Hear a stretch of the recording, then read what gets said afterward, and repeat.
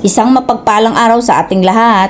Ngayon po ay magluluto nga lang po ako dito ng chicken alfredo. Ang una ko pong ginawa ay nagpakulo nga lang po ako ng tubig sa isang kasirola. Naglagay rin po ako dito ng cooking oil at asin. Nang kumulo na po yung tubig ay nilagay ko na po rito yung fettuccine pasta. Ito po ang gagamitin ko sa paggawa ng chicken alfredo. Pwede din naman po yung ginagamit sa spaghetti, yung pasta. Makalipas ang 8 minutes na pagpapakulo ay okay na po ito para sa akin. Ang gagamitin ko nga po pala dito ay picho o breast ng manok. Nilagyan ko nga lang po pala ito ng paminta at asin. Binabad ko nga lang po ito ng 20 minutes bago ko po iluto. Sa aking paglulutuan ay pinainit ko na po ito at naglagay po ako dito ng butter.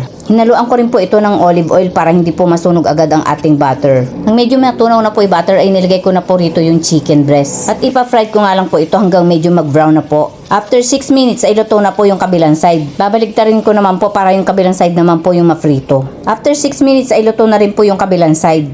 Para sa akin ay tama na po yung ganito kaya hahanguin ko na po. Sa pinagprituhan ko po ng manok ay dito na rin po ako magsasangkot siya ng bawang at sibuyas. Hahaluin ko nga lang po ito hanggang sa lumabas na po yung aroma. Naglagay na po ako dito ng creamy mushroom. Optional po ito.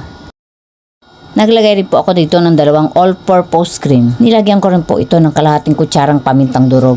Maglalagay rin po ako dito ng grated parmesan cheese para po luminamnam lalo ang ating sauce. Hahaluin ko lang po ito hanggang medyo lumapot na po ang ating sauce. Mahilig rin po yung mga anak ko sa ganito kaya nagtry po akong magluto. Nilagyan ko nga rin po pala ito ng 2 kutsarang white wine.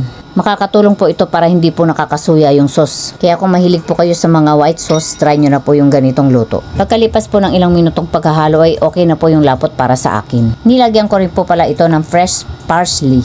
Naglagay din po pala ako dito ng 1 kutsaritang asin. Tinikman ko na po ito at para sa akin ay tama na po yung timpla. At luto na po ang ating sauce. Maglalagay na po ako nito sa pasta. Para sa akin ay tama lang po yung ganito kalapot para makapit po siya sa pasta kapag ihinalo nyo po. At heto na po ang ating chicken alfredo. Tignan nyo po kung gaano kayami.